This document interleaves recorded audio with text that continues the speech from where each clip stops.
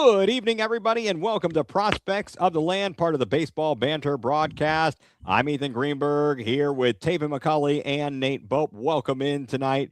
Glad to be here with you on this Monday. Switch the show over from a Sunday to a Monday because of Easter. We hope everybody had a happy Easter, by the way. And yeah, we're ready to get into it. We're ready to get going. The first can't say the first full week yet. That's next week. But every team in minor league baseball has officially played at least one game. And it is, just so exciting to have minor league baseball back. It's so exciting that the major league team is playing some really good baseball right now. So the vibes are really high surrounding the land. And I know each of us went out to some respective games. So Taven, how we doing over there? I know your boys in blue got a big one tonight. Big one tonight, right over there. Getting another one. But it's been good. Obviously, baseball full in effect, right? Everybody's going. Was able to get out to a couple Ducks games, so they're looking good. The big league club's looking good, like you mentioned. Just good to have sports, or sport of baseball in full swing. And obviously the national championship tonight with Michigan. I can't share the same. We don't hold that against you. That's okay. That's all right. You know what? Look. It's all good as we were discussing. Taven and I were discussing before you hopped on. Should be a good matchup tonight. I think that you're talking about one team that is clearly a better team. The other team has experience in coaching, maybe the coaching and the experience on its side. But that is not really what we're concerned about here. We're concerned here about baseball. Yep. The Cleveland Guardians, Correct. Their farm system. So we'll focus on that, right? How are you doing, Nate? I'm doing good. We went out to a Clippers game on Saturday. Unfortunately, went out to the one that did get rained out. It got rained out in the top of the 7th, but because they had played the official minimum, which is 5, then the game counted. And it probably was really frustrating for Indianapolis because it was a 2-run game and they had a runner on second base. So just one of those things where, hey, you've got to kind of take it and eat it. But that one did help the Clippers win the series, which is where we're going to start here in a little bit, actually. Yeah, so we're going to change things up a little bit. Taven, I don't remember how we had done it before, but when we get into the recap of things, we will end up going from the top down. So we will start from the Clippers and work our way down to Lynchburg. We'll run through stats. We'll run through all the good things, obviously the player of the series, and we'll pull the graphics up one bit. Also throughout the show today, which will not even be an hour, we're going to get out of here and enjoy our Monday, and we got a national championship game to watch, as do all of you as well. So we're going to run through things really quick, but you also will be hearing updates on the Guardians right now. 1-1, bottom of the 5th inning. Gabby Arias just hit a double to right, and pulled up lame at second base and is being attended to. Yeah, this could be interesting, folks. Yeah, maybe a talking point depending on what happens. So Ethan will have you keep eyes on that. Well, he's going to the dugout. He is headed to the dugout off the field after the double. Wow. Okay. Well, Bazana in Cleveland is coming up the stair. Oh, sorry, you guys are too young for that. Apparently, that is big news. So you'll see the ticker down at the bottom that'll update you on everything going on with the Guardians. But now let us go ahead here, and I will share the recap screen, and we will get things going with the first full weekend of minor league baseball. Well, that's not what I wanted. Hold up. There we go. That's a little bit better. Make us a little bit bigger. It's good. I think there's a way that we can get a little bit bigger. There it is. I found goes it. The dynamite.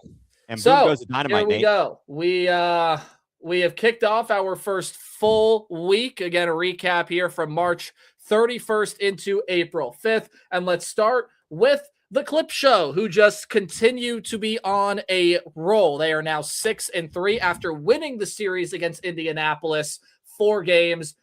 They went 4-2 over the series. And that included a walk-off win on Thursday from who else? You guessed it. Travis Bazzana was the walk-off hero. But the player of the series, to me, you can take it down to one of two guys. It's either Cooper Ingle or it's Stuart Fairchild. But this is what Stuart Fairchild does or has done. So it's the second straight time that a guy on the 40-man roster has won player of the series for Columbus. And honestly, when you take a look at Nolan Jones last week, Stuart Fairchild, you can make the case for both of them to be on the major league team. But Fairchild did this. He was 10 of 21 and was good for a 1.37 OPS. This is during the course of the series. Slugged 2 homers for 5 RBIs.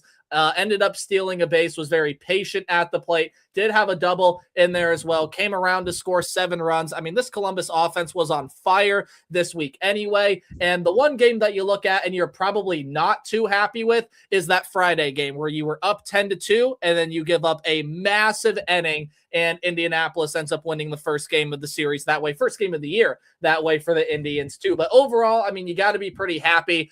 Cooper Ingle was the other guy you could throw into that player of the series category. Went 5 of 11, also 2 homers for 5 RBIs, 4 walks.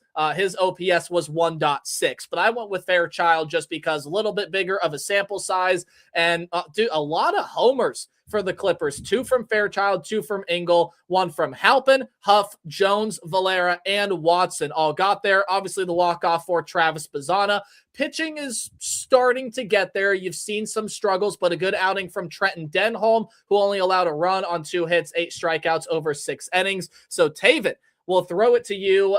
This was a really good series for the Clip Show to, again, sort of start to assert themselves, which is something they have not done in previous seasons. And the bats are really rolling right now.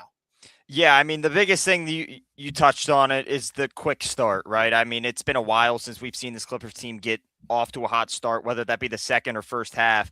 It seems like they always start out slow and kind of dig themselves into that hole. So it's a good thing to finally see them, starting off hot. Obviously 6-3, it's a good way to start.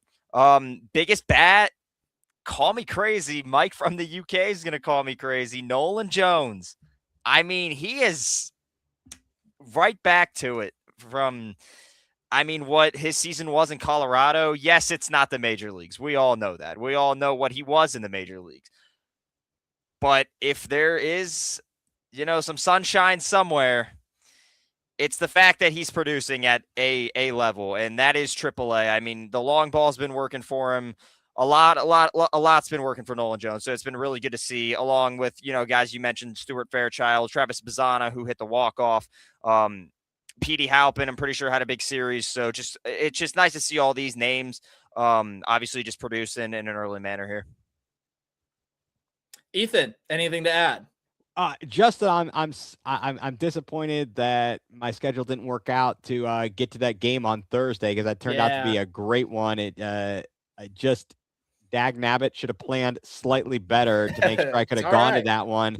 And unfortunately, the weather just didn't cooperate yesterday afternoon when my plans changed. It was daggone. It went from beautiful to being crud, pretty quickly. But that's April in Absolutely. Ohio. That's just what happens here. The fact that you're talking about Nolan Jones, yeah, that's great that he's doing something. All right, keep it up. Maybe you'll be useful at some point, but I'm not counting on it. I really think that there is going to be a chance now. We need to pay attention as to what happened, because Gabby Arias, who we've been in our chats and everybody, I've been very not pleased with him for the most part, yet he's had some big hits, but he did pull up with what appeared to be like a hamstring. And if that's something, who knows if that's going to take him out? Is that going to result in the big league club being at the point, because we were talking about it, what the timeline was for potentially calling up Travis Bazzana, and maybe they're at that point. I'm not sure, but it's not like he's like lighting the world on fire either, right? He's hitting 212 with an OPS of 710. He's not, again, that's not bad, but again, nothing to write home about. So we'll see what happens. Juan Brito is certainly playing better. If you were talking about an infielder And Brito, prior to the injuries last year, was on a trajectory. So maybe he could get a call up. I don't know. We'll see how that all juggles. I'll let you guys know this system far better than I. And, I'll let you kind of pontificate that. Well, I think let's put a pin in okay, we'll talk about some of the prospects and things coming up. So we'll put a pin in the Clippers for now, because I think that's where a lot of the big storylines are going to come out of, especially with the development that literally is taking place of Gabriel Arias maybe coming down with a hamstring or some sort of leg injury. So we'll put a pin in it. We'll get back to it because I think there are a lot of interesting talking points with it. We got to go to the only affiliate that is currently undefeated. And Taven, you were there for 2 out of these 3 games. The Ducks looked great against the Reading Fighting Phils. Got to pull up stats here, but Ralphie Velasquez not only is the player of the series, but has got to be the player of the Instagram, because I don't know what sort of black magic got worked there, but man, is that at 1,000 likes now? I want to say 900. 900. I mean, Ralphie Velasquez went crazy. He went crazy during the series there as well. Now, did not play in that, or I should say, didn't have that many at-bats. Again, only a 3-game series, but did go 4 of 9 with a homer, 3 RBIs, 3 runs scored, 3 walks, a stolen base. His OPS was a 1.61. The other guys you can look at here, I mean, Alfonso Rosario was big, a couple of multi-RBI homers, had 2 of them for 5 RBIs and OPS of 1.25. Wilfredo Antunez got going. Angel Yanao was going. Jacob Cozart starting to hit well. So much like with Columbus, the bats are rolling early, and the pitching is kind of getting there. It's starting to figure it out. But a nice start from Caden Favors, nice start from Josh Hartle, nice start from Cal Steffen, the return for the Shane Bieber trade. So Taven, will let you take it away and give more information, but this Ducks team looks like they can get right back to competing for an Eastern League championship. Yeah, 100%. I mean, we look at the bats and what they were able to do. Yeah, they were on fire. I mean, Ralphie, he showed why he's our top 4 prospect, right? I mean, the dude is absolutely unreal. Whether you have him in the outfield, you have him at first base, that bat's always going to be there no matter what in that lineup. Power, contact. I mean, he can draw walks. He just does it all. And at such a young age, he's the youngest guy on the roster too, which makes it even more impressive at just 20 years old. Obviously a draft pick out of high school. So, I mean, there's nothing the kid can't do. And then the pitching staff was just absolutely phenomenal this week. 4 runs in 3 games. Yeah. Absolutely. And only half of those were earned, by the way. Both that went against Zane Morehouse were unearned.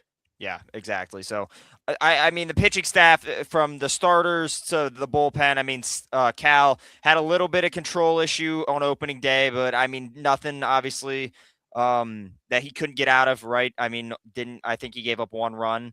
And then the bullpen was absolutely flawless this week. So gotta love what the Ducks are doing. I mean, the bats are on fire, but I mean, I really want to harp on this pitching staff. They did an absolutely unbelievable job this week. Ethan. Yeah, not much really to add there. I didn't have a chance to really catch any of this, obviously following along, checking the stats. And like you said, I mean, you noted all of the real highlights of what's going on and who's stepping up.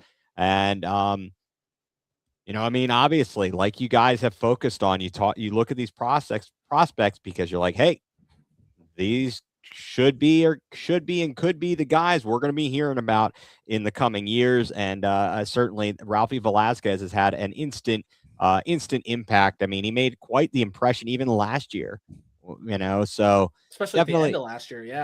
Yeah, definitely good stuff. So I think we'll be, that's a lot to look forward to there for the Guardians, of course.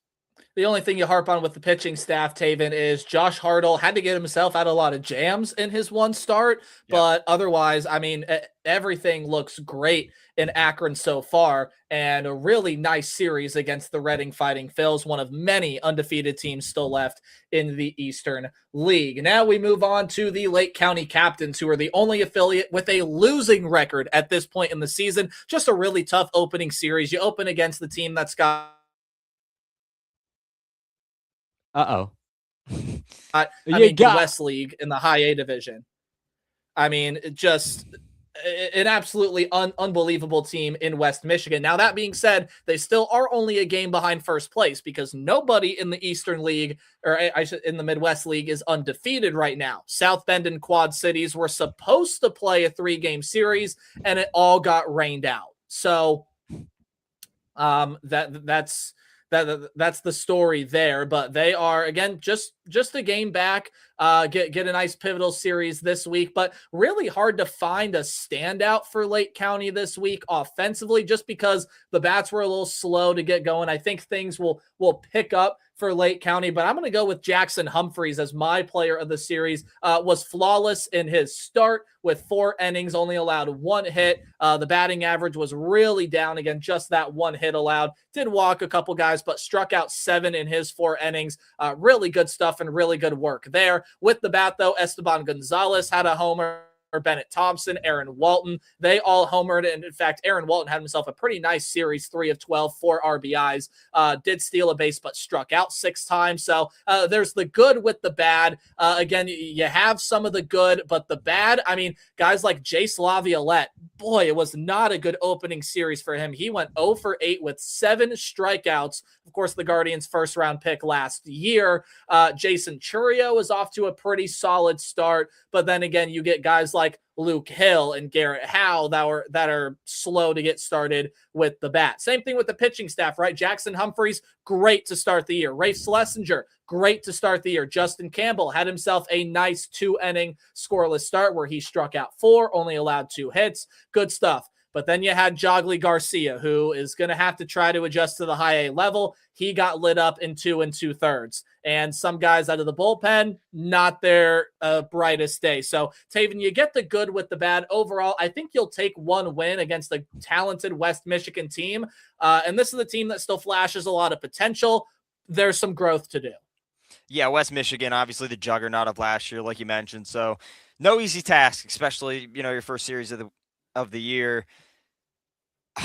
The bats really struggled, right? I mean, there's kind of no way around that. But I mean, I didn't think the pitching was terrible this week, right? Obviously, game 2 there was some trouble, but opener, right? I think it was really great. Humphreys obviously had himself a series. You would have loved to see Laviolette, maybe get a base hit or 2, just get something going. But I mean, personally, it's just good to see him out there and healthy, right? I mean, if he's just out there playing, getting some exposure to the level, because obviously we didn't see him last year. It's just good to see him out there. If, he's not producing, obviously that's going to have to change eventually. And that's going to have to start this week, and which I think it will, obviously. Laviolette, very talented player out of college. There should be no problems there with him, but yeah, just unfortunately start out against a really good team, and obviously just looking to turn things around this week. Ethan. Yeah, I was looking at the stats, and you were talking about Jogly Garcia, and firstly, I don't know why the name, but Jogly just it tickles me as funny for some reason. I'm not really sure why, but it's like, hey, I got hit right in the Jogly. That was Bo Naylor who got hit right in the nailer. That was Easter basket. He got hit in the foul tip. He got hit by, I don't know. My bad. And then I look at Vergez, and 81 ERA. That is solid. I love that. I know it's only 1. It was just because he pitched, a third of an inning and 2 hits, right. 3 runs. But nevertheless, I saw that, and it was eye-popping right there. But, yeah, definitely, as you said, you take the good, you take the bad. You take them all, and there you have the Lake County Captains. Again, things will turn around. Also did want to shout out one more name. Braylon Doty, the old high school pick, had himself a pretty good start there as well. Finishing and rounding it out with the newly rebranded Hill City Howlers, who won their first 2 games. And I think they'd like to forget what happened in the last game of the series after a 12-run first inning. Was not the prettiest of performances in that previous game. However, for the most part, things went pretty well for the rebrand on the road. That's supposed to say at Kannapolis, but that is who they went. They went on the road. No home runs for the Howlers, but you had some solid enough offensive performances. I'm going to highlight Jose Perella, who only did play in 2 games, but had a monster Friday, went 3 for 4, 4 for 8 on the series, knocked in a team high 4 runs this week. And the offense kind of came a little bit from everywhere. Dowry Fernandez ended up going 3 of 14. Luis de la Cruz, 2 for 8, and drew 5 walks. So it looks like he's going to be a really patient hitter at the plate. Fernandez, by the way, stole 4 bases over the series. So could be looking at a little Tommy Hawk situation. Juniker Caceres only played in 1 game and went 1 for 5, but did come around to score that run. So just haven't seen enough of a sample size from him. Yaikel Mijares, again, solid. Nothing really to write home about from anybody on this offensive staff. And again, sort of the same thing with the pitching staff. Jervis Alfaro had himself a nice outing. Jacob Zibin with an okay up and down start. A little bit of command issues, had 4 walks in there. Chase Mobley, though, man, did that guy get absolutely rocked. Same thing with Yudri Alcantara. They just could not pitch 162. They just 162. They just could not pitch at all on Saturday. Each of them only pitched a third of an inning and gave up 6 runs each. So again, just a really unfortunate Saturday. But again, like Lake County, you take the good with the bad. Joey Oki had himself a good day. Luke Fernandez in his 1 inning that I watched was pretty solid. Miguel Flores came in long relief and got the win after striking out 6. Jervis Alfaro, probably the lead pitcher for me this week. But again, I'll highlight Jose Perella because he had himself a very big Friday. Pretty nice series overall. It's just about finding that rhythm, right? And with a new manager, ton of new players, and a full rebrand, there's going to be a lot of things to work out. But excited to see what they look like in their home opening series come this weekend, Taven. Yeah, I mean, like you said, fresh faces everywhere you go, right? I mean, the one staple that a low A team kind of has is their manager, and they don't even have that this year. So it's going to take some time to get that footing and whatnot. But I mean, 2-1, can't ask for, much more, right? You might look at the game, Saturday and eye popping, but at the end of the day, it wouldn't matter if you lost that game 3-2 or 19-2. So, I mean, a loss is a loss. Otherwise, I think Thursday and Friday, 2 really good games. You got the bats going. I think the pitching was solid, especially there in that Friday showing. So I think this team will be fine. Obviously, it's going to take some time to see what you have with these guys. A lot of guys playing different spots. But I think, Hill City should be fine. And, it's just going to be fun to see what they can do moving forward. Well, the good news for Hill City will be, especially this coming weekend, looks like temperatures here in the Commonwealth. Apparently, we're not a state; we're a Commonwealth here. I'm like, what the hell is that? Anyway, but temperatures are supposed to be warming up at least in the Richmond metro area. So there's always that possibility that the temperatures will be going up in the Lynchburg vicinity, and that'll, I'm certain, will help the bats. But yeah, I don't know. I've never seen an ERA that high. 162. Is that some kind of a record or something, Nate? Because that's I mean, it can get higher than that. In fact, if they hadn't recorded an out, technically, if you don't record an out and you give up runs, your ERA is infinity. That's crazy, man. That is kind of crazy, dude. That's interesting. We're gonna have to call up the Elias Sports Bureau. Yeah, sure, we can do that and get those things. But no, I mean, yeah, like you said, a new manager. It's gonna be tough, and a double play to end the inning for the Guardians on the line drive. Anyway, that kind of sucks, asshole. Or, I mean, excuse me. Excuse me. Anyway, slip of the tongue, Freudian slip. Slip of the tongue. Yeah. Sorry about that. But yeah, it's a lot going on. They'll come around, I'm certain, and it's a place for growth, right? Yeah, absolutely. Again, as Taven mentioned, and I mentioned too.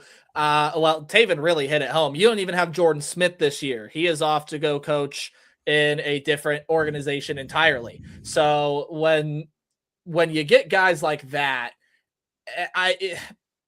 when you lose guys like that, manager of the year last year, and you're coming off a championship, to have to be breaking in a new identity with a bunch of new faces and a new manager, that's tough. But yeah, Hill City should be fine, and they should work out nicely. So there is your recap. All of that, by the way, will get posted on the Instagram tomorrow morning. So we'll get back to our layout here. I got to clean out these layouts, man. I keep switching between like 8 different things. Oh, it's very good. It's very good. It keeps people off balance, Nate. Yeah. Update on the Guardians. They played 6 again, as you heard Ethan Greenberg say, double play to end the inning with runners on first and second from Manzardo. So 2-1 Royals are up. Still anybody's game. Looks like both teams are now going to be fully in their bullpens. Maybe the Royals try to stretch Michael Wacha another inning, but I doubt it. We'll see. Royals are still having issues with their lineup, though, although Bobby Witt's starting to come around today, 2 for 3. But let's get back to the conversation that, Ethan, you kind of touched on a little bit. And let's talk about a lot of these guys in Columbus and where we kind of see them fit in throughout the year, because we've seen them play a full series now. They're 6-3. The bats are really hot. And while the pitching is figuring it out, do have a transaction to talk about as well. Doug Nikhazy was DFA'd and now is going to be in the White Sox organization. So the only memory Guardians fans will have of him was the really bad blow-up start where he allowed 7 or 8 runs against Boston and never saw the major league field after that. Now he's going to go into an organization that'll probably give him a much better shot to get back to the major leagues this year with Chicago. So we wish Doug Nikhazy all the best in his with his new organization. Unless he plays us. Bingo. You hit it. Yeah, he'll do great for them. They stink. That'll be fantastic. I think it's that's tough because we've been talking about Nikhazy for a while. I know you guys have, and so I've been listening and watching and following along. So yeah, that kind of does stink that not only he gets grabbed up by not only somebody else, but a division rival. And I almost feel bad for him going to the White Sox because they have been, for as much as we complain about things that the Guardians do, what's going on, in Chicago is just crazy. It's incomprehensible how bad it's gotten there. Right. But let's start talking about where some of these pieces with the Clippers fit in. Now, let's rewind before this Guardians game started, what we would have talked about yesterday, and the fact that, look, George Valera is still going to be rehabbing. He's been okay. Again, 4 for 13, does have a home run and a double in there as well, has only struck out once. It's what you like to see out of George Valera. Maybe a couple more games in this road series that they got coming up. I believe they're in Toledo, and we'll look at that later, but probably a couple more games and then he's coming up. So before the development that happened today, I mean, you have to make room for somebody when George Valera comes up, right? So, I mean, you need George Valera on this team. He was really good for the Guardians last year, and you got to see what he's going to be able to provide this year as well with the outfield troop that, again, is still trying to get figured out, especially who now is going to play left field, as it looks like Quan is playing more time in center than in left. So, guys, let's hit on that first. I mean, for George Valera, who do you send down from Cleveland? It's tough because there's 2 kind of boats here. Guys that have been performing well and then guys that they have a lot of stock in. So when you kind of look at it, I think it's going to be an injury that kind of frees that up, which we kind of saw today. But I mean, if you go obviously in the past to yesterday, if we were to answer this question and just, obviously we don't hope Gabby's out for a long period of time, but let's just say he's not and, all's right. Who would you send down? I mean, it's really tough. Like, I think who was in the lead would probably be CJ Kayfus, but he's turned it on as of these past couple games. So personally, if he's got an option with the way that he's really struggled, is it crazy to say Kyle Manzardo? So to me, there are 3 schools of thought, and we'll get Ethan's thought on this as well. To me, there's the position point of view, right, which is so there's 3 points of view. There's the position, there's the obvious, and then there's the Well, wait a minute now. What do you mean? The position is CJ Kafis. You replace an outfielder for an outfielder, and unfortunately, Angel Martinez has that time, has that little bit of seniority. You're not going to send down Schneemann because of his versatility. DeLauder is leading your club in home runs and is one of the leaders in Major League Baseball, and obviously we know what Steven Kwan is. So CJ Kafis is one option. The obvious option is Gabby Arias, with injury or without injury. Yeah. He's kind of the odd man out anyway because of the versatility of Schneemann. You can play Martinez in the infield. It's how he got his upbringing. They've turned him in to an outfielder. And out of the pairing, I mean, if you want to look at Rocchio and Arias, it's Arias that's the odd man out. But then there's the, well, hang on now. What are you trying to say? Kyle Manzardo's got an option left. So do we according to Mike, we got 2. So 2. Do we get him back down to AAA so that he can figure out his crap? Because out of anybody on Cleveland, we knew the bats were going to be a problem this year, right? But out of everybody there, even the guys that are struggling, like Bo Naylor has yet to really turn it on, but he's been making good, solid contact with the baseball. Kyle Manzardo hasn't done anything. He's got the 1 RBI hit, and that's been it. And we got Rhys Hoskins, who has performed pretty well to be able to hold down first base and plays it pretty solid. He plays it good enough defensively. So, Ethan, I'll let you take it away, but what are your thoughts on those 3 points of view when George Valera is ready to come back up? Yeah, I would have. Okay, so that's tough. I didn't even think about the Manzardo thing, but if it weren't for the injury to Arias, where he's likely if he does have what appears to be a hamstring injury, that's going to create an opening, right? But Manzardo, if he's got options, they may need to send him down. He has looked horrible because last year, as we recall, he didn't get to play all the time, and they're like, well, you got to play him every day and this, that, and the other.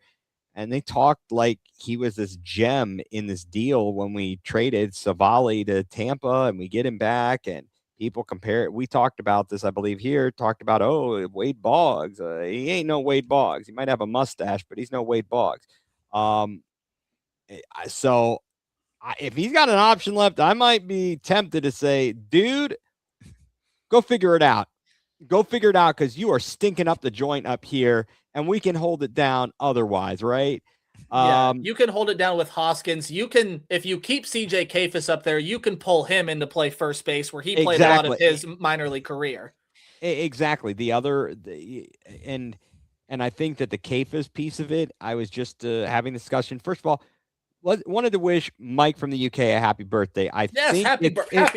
His birthday. Happy late birthday to you too. Happy late birthday to you too. Thank you. Yeah, his birthday is the 6th, so technically it is now the 7th in the UK, but it's still the 6th here, so we can wish him a happy birthday. Yes. Here on Prospects of the Land today.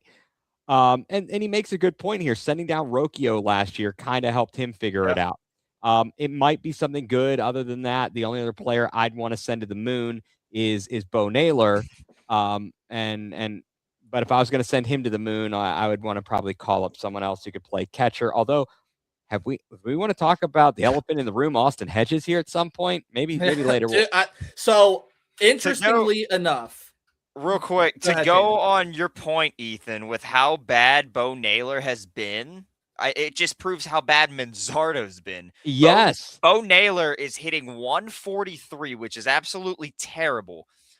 But in a way, it's all-star numbers compared to Kyle Manzardo's batting average, which is now a .65 or 0.65. 65. Man. Wow. Yeah. That's horrible. So, absolutely horrible. I do want to touch on Hedges for like 30 seconds because he changed his mechanics. His swing is faster. He sped up his swing.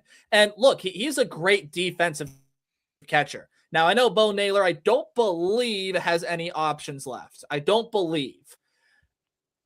again, to me, he's making pretty good hard contact with the baseball, and it's still early, right? Like, we're sitting here talking about a bunch of hypotheticals still really early on in the season because it's our job. I think Bo Naylor's got all the potential to figure things out from an offensive standpoint. Defensively, not too sure. Offensively, though, I think he's got everything he needs to figure it out. He's making good contact. For the most part, his metrics look pretty solid to where he should be performing better than where he's at. However, again, back to the whole George Valera thing. I mean, this team calling up DeLauder and seeing the young guy work, and maybe calling up Bazana this year and seeing the young guy work if Bazana pans out like everybody thinks he's going to. We also have yet to address the two outfielders that are lighting it up in Columbus, Nolan Jones and Stuart Fairchild, who, again, in both of their previous major league stops, obviously Jones here, Fairchild in Cincinnati, were not good. But you can't ignore over 300 batting averages and OPSs that are higher than 1.1. So I can ignore it, Nate. For Nolan Jones, I'll ignore it. Thanks. Well, see, I see. Look at this. I stunned him. But I stunned him for a moment there. You were so shocked, you became frozen in time, Nate. Not even that too. I mean, Petey Halpin, he's slugged 2 homers already this year. So I mean, Taven, we hit this home a lot last year, and this is the first of many times we'll say it this year. Cleveland has such a, whether you think it's a good or bad problem, you decide, but they have such an embarrassment of riches in their minor league system and what we call the quad A player, to where, I mean, you can exchange out half the guys that are on the major league team right now. And we haven't even talked, the bullpen is going to get healthier too. Gaddis is still yet to come back. Walters is yet to come back. They should be rehabbing for the Clippers here any moment now. So there is going to be, I think, potentially an interesting dynamic shift within this major league team that, look, has played really well considering the circumstances. We were happy with 3 wins on the road. They got 4. Then they took the series from the Cubs. Now you get your first divisional opponent against the Kansas City Royals. And despite whatever happens tonight, you still put yourself in good position moving forward. So anyone who wants to can take it away. I think I've said enough, but there's going to be some really interesting conversations to be had. And now with the injury to Gabby Arias, you bring George Valera up undisturbed. But then where does that leave Arias? Just so many what ifs. I think you make a great point. I mean, like, there's all these guys that you could make the argument deserve another chance at the major leagues. Now, with Nolan Jones, there's 2 sides of the coin on this. One is, I mean, you're right. You can't ignore what he's doing in AAA. Obviously, it's only been a week and a half for Columbus, but I mean, the guy's playing his ass off. There's no way of ignoring that. But on the other side of the coin, which I'm on, he's had chance after chance after chance after chance at the major league level. At some point, you're just a quad A guy like Jonathan Rodriguez. You're the AAA MVP, but obviously it's clear you can't make that jump to be a serviceable MLB player. And I think at some point you've got to give up on those chances with, Nolan Jones and, not a knock on Fairchild because it's our first year with him, but I mean, an older guy like that.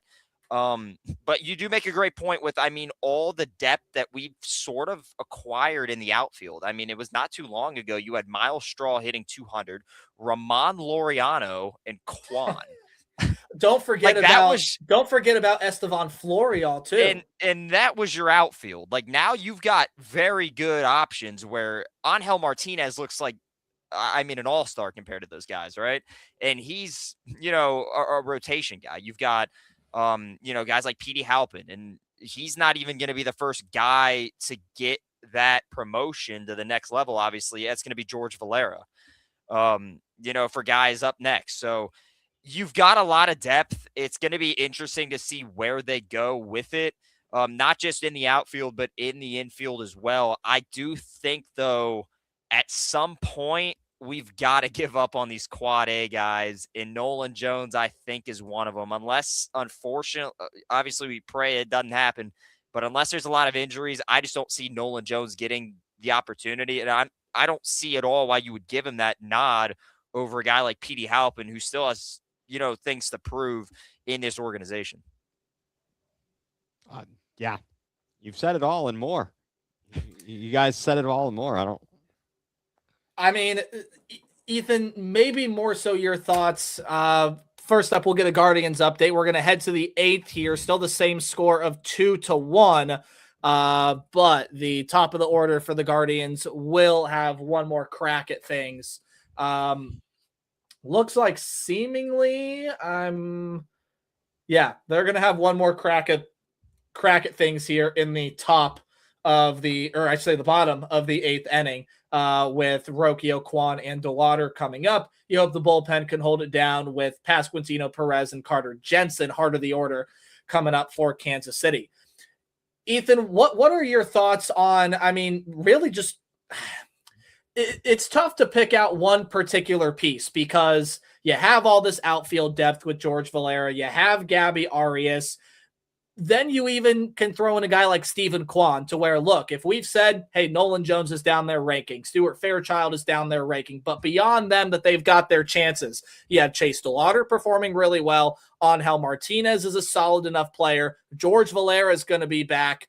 Maybe they're looking at Kwan and saying, hey, in the long run, we can probably afford to let this guy go. Now, I know that sounds crazy, but thinking about it from a front office perspective, you've got all these guys back there, and even a guy like Ralphie Velasquez that can play everywhere on the field. Let me. Here it is. Kwan is a known entity. You know Correct. what he is. These other guys is potential. Yep. So you have to decide, am I going to pay for what I know, or am I going to bet on somebody else being able to produce based on potential? And if you whiff on that, you're hosed. You are hosed. Absolutely. So bad. And with that point, That's a great point. you're not just gambling on, like a role player here, like a Rocchio. Exactly. You're gambling on a guy who's a Gold Glover and an All-Star. So What, just four-time Gold Glover. Four-time Gold Glover. Yeah, he's That's not a going hell of a anywhere. gamble. If you don't, I'm sorry. I know this is kind of like I'm just gonna. That's it. I'm pulling the plug on this discussion because it's pointless. We're not having. Kwan is not going anywhere, and if he does go somewhere, there's going to be a riot. There's going to be an absolute riot. Why don't we talk about this like Myles Garrett? Would you trade him for 2 number 1s and a pack of bubble gum? No, you don't. You know what you have. I'm not trading him for a bunch of mid-round and second-round guys in the future. I've got a Hall of Famer on my roster who just won the sack record. I've got a 4-time Gold Glover on my team. I'm hitting the Kwan. No way. We're done. I'm out. Okay. But to wrap it up, Ethan does bring up a good point in where, look, they have to have that conversation. I just brought it up from a front office perspective. Do you gamble? Fired. Or do you keep with what you have? Hey, just because a conversation gets brought up does not mean you have to act on it. Okay. By the way, Ralphie Velasquez, 1,000 likes. Yeah, just got the notification. All right. 1,000 likes. So good job, Ralphie Velasquez. Homer, good job by you getting the what video. it is? He needs an appearance on the show in honor of his 1,000 likes. I think we can make that happen. We do need to have that. We got to work on that. We will reach out to Ralphie. Last thing before we get going, I know national championship starts in about 25 minutes. And I know Taven's got to prepare for the family and everything. So very last thing here that I did want to touch on, we'll have more storylines as guys get more into the flow and more stats and more production and things like that. But guys, we all have seen what happened with Connor Griffin, right? Yeah. Connor Griffin, the Pirate prospect, number 1 prospect in all of baseball, got called up. Not only did he get called up to show what he can do, he signed a massive extension. So my question to the floor, and I'll answer this too, becomes, is this a trend that we're going to start to see in baseball where the younger guys get brought up a lot sooner? And this is an organization, mind you, in the Pirates that brought up Paul Skeens really fast, has O'Neal Cruz, has some other really nice young talent, and is bringing these guys up really fast. They're a small market team. Not as small of a payroll as Cleveland, but they're still a small market team. Yeah, I think that it's because they are the way they are. That's why they're doing it. So the Guardians, we may start seeing it as a trend for a team like the Guardians. Although we're not seeing it with, Travis Bazzana. But it might be how the future is looking, is that the Guardians are gonna be like, all right, we got to get our guys up. How and I did see that. I'm like, oh my God, this guy's already coming up and he's already starting to rake, and we are trying to control the what's the word? My Service brain time. service time. We're busy trying to control service time, and they're like, you know what? Get him up here, pay him. Let's go. Let's roll. So, yeah, I don't know, and all of this could be a moot point, or who knows what it's going to be after this season with labor discussions and whatnots. What a throw! Got him at first base. Sorry, just in time there to retire Perez. Yeah, that's crazy. And Pittsburgh might have one of the only fan bases that hates their owners more than the Guardians hate the Dolans. Yeah, true. Taven, before you give your 2 cents comment here, Mike from the UK, if baseball introduces a salary floor, which who knows what's coming with this next CBA and how long of a lockout we have, then teams are going to be more inclined to do what the Pirates did. Talk about that point in a minute, but Taven, your thoughts on the trend of what the Pirates did with Connor Griffin. Do you think it sticks?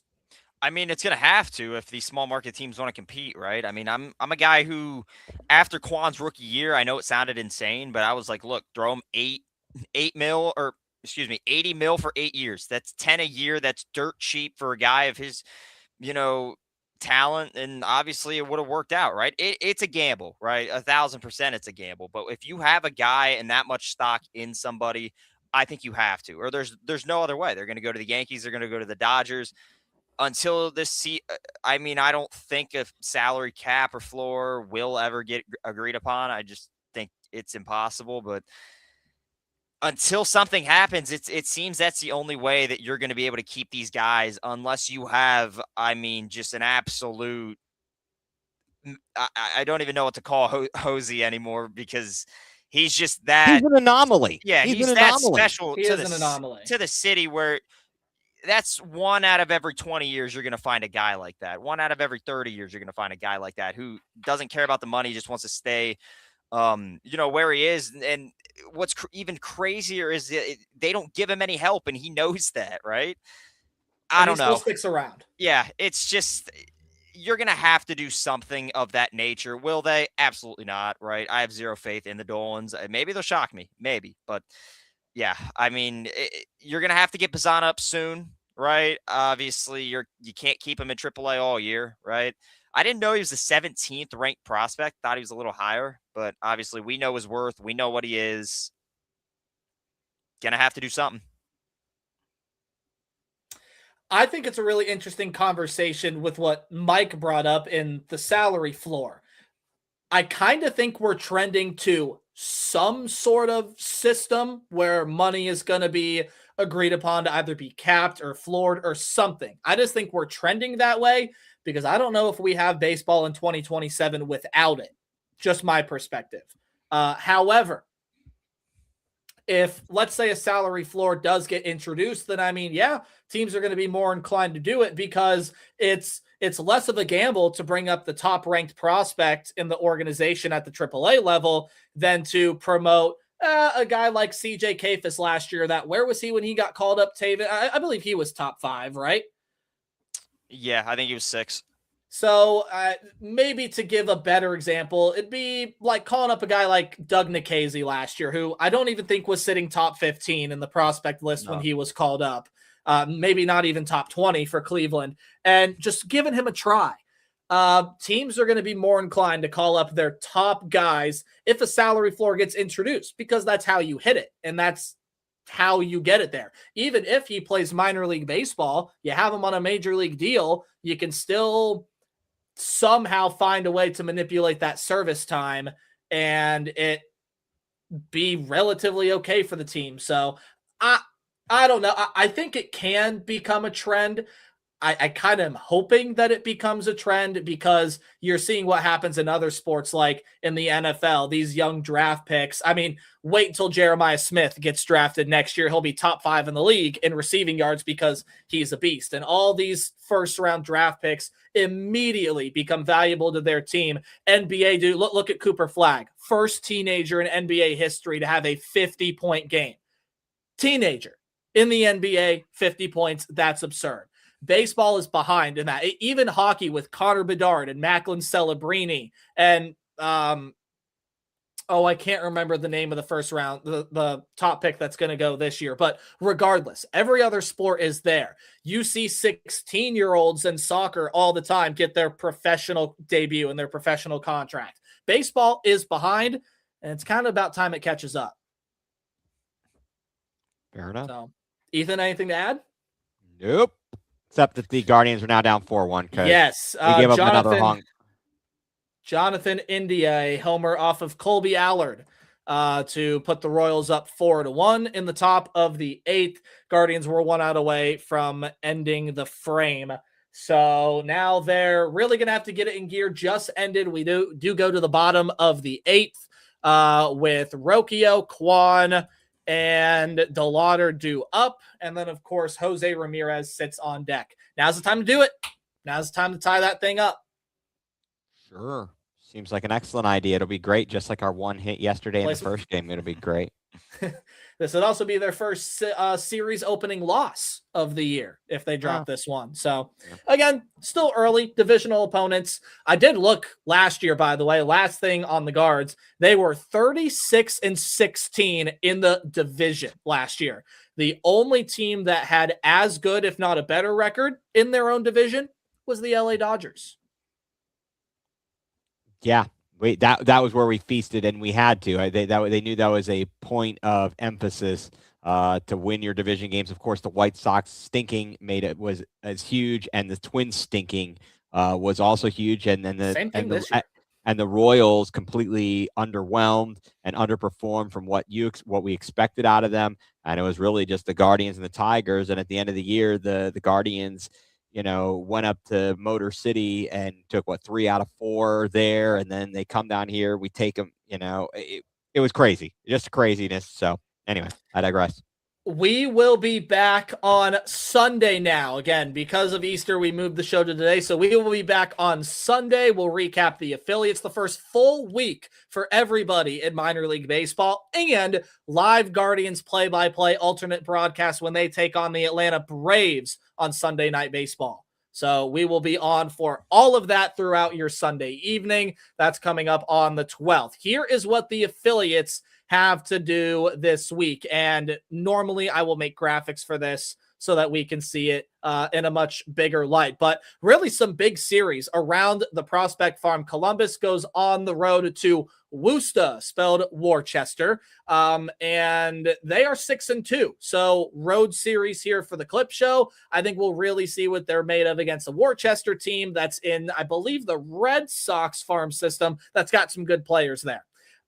For Akron, they are on the road against one of the other undefeated teams in the Eastern League, Harrisburg. That's where Akron will head on to next. So a pair of unbeatens will battle it out there. The Battle of Ohio in the Midwest League. Lake County travels down to Dayton. Might be going to a game Saturday. We'll see. But Lake County gets to travel down there for, again, the always fun to Ohio teams getting the square off. And then Hill City, their home opening series, the only affiliate at home, they get undefeated Fredericksburg. The Fredericksburg Nationals come into Lynchburg for the home debut of the Hill City Howlers. So anything to add on the upcoming series? We'll start with Taven, and any final thoughts as we close out a shorter than usual broadcast, but we got a national championship to watch. Yeah, obviously big week for the affiliates, most of them on the road. So it's going to be fun to see, what they're able to do their first road series, first full week. So yeah, just going to be interesting to see what happens. Ethan. Yeah, I mean, always a lot going on. It would be great now that I'm thinking about it, as I am usually bored out of my mind. Who knows what the weekend might hold ahead for us. I will have to talk to you guys if I decide I want to take a 7-hour tour or whatever and go out to check out Hill City or whatever it is. We'll have to talk to our dude out there. Oh, But yeah, I don't know. And as an update, Brian Rocchio leads off the bottom of the 8th with a solo shot just over the wall in left field. So we're not out of it yet. But, and now Ramirez will bat in this inning. That is the important thing. And it's a right now on my video 2-0 count to Kwani Boy. But that being said, hey, it's all good, man. Let's see. There's going to be another exciting week of baseball. Let's hope that we don't have the Sunday night jinx again. Yeah. Predictions for the national championship game. I know where Taven's landing, but we'll let him say it anyway. Right there, fellas. The football team's going to win? Is that the football team? So the football team's going to play? That's another national championship. That's some good mojo. When was the last time they won? 23. They won in 2023? 23-24. They won it? Why did I think I heard somebody say it's been that much longer since like a Big Ten team won it? Okay. You're talking about basketball. Michigan State was the last Big Ten team in 2000. Yeah, my bad. The last time but Michigan, I mean, they should win this game. Yeah. So my prediction, they should win this game. If they don't, that's just a sin. My prediction, Michigan 79, UConn 70. I think Michigan should win too. I think they're the more talented team and they're rolling right now. But two things: never count out Danny Hurley, and that shot against Duke doesn't go in for nothing. It would not surprise me if UConn won this game tonight, get their 3rd national title in 4 years, and have Dan Hurley cemented as one of the best head coaches to ever coach the game. Which would be super annoying. I really don't like either of my options tonight, but yeah, it'll be all good. Hey, look, Taven, for your sake, if you get to celebrate, a win, hey, good times. If not, we'll be here. We won't rub it in because Ohio State stinks at basketball. And what is John Mobley thinking? Can we just have a discussion? Okay, we'll leave that for next time. I won't yell about that here. All right. Well, hey, you can find me at TailgateNate29, Twitter, Instagram, wherever else you get your platforms. Taven, where can they find you, sir? At Stark Sports Coverage, everything baseball. Got a lot of Rubber Duck stuff on there, as well as the Prospects of the Land Instagram. So make sure to follow both of those on Instagram. Yep. And you can find me on Twitter, X at egreen4325, and you can keep up with everything I've got going on. I'm all over the place. I'm too busy. I'm too tired, but that's where I'm at. Well, you go get some rest and not only follow Prospects of the Land, YouTube, Twitter, Instagram, everywhere, but also follow the Baseball Banter broadcast. And a huge shout out to Jeremy Laraquente for letting us have this opportunity with his company. We really appreciate it. And we just love talking baseball. We love that he allows us to do that. So from Nate Bope, Taven McCauley, Ethan Greenberg, thank you to all 30 or some odd of you that stuck around with us. Hopefully the Guardians can pull out a win. And we hope for a good national championship tonight. Taven, get us out of here. Like Nate said, appreciate everybody sticking with us, all 30. Next Sunday, big stream, alternate broadcast. So make sure follow Twitter, follow the Instagram, catch up with everything. And like Nate said, big national championship tonight. See everybody next week. Talk to you. Take care. See you.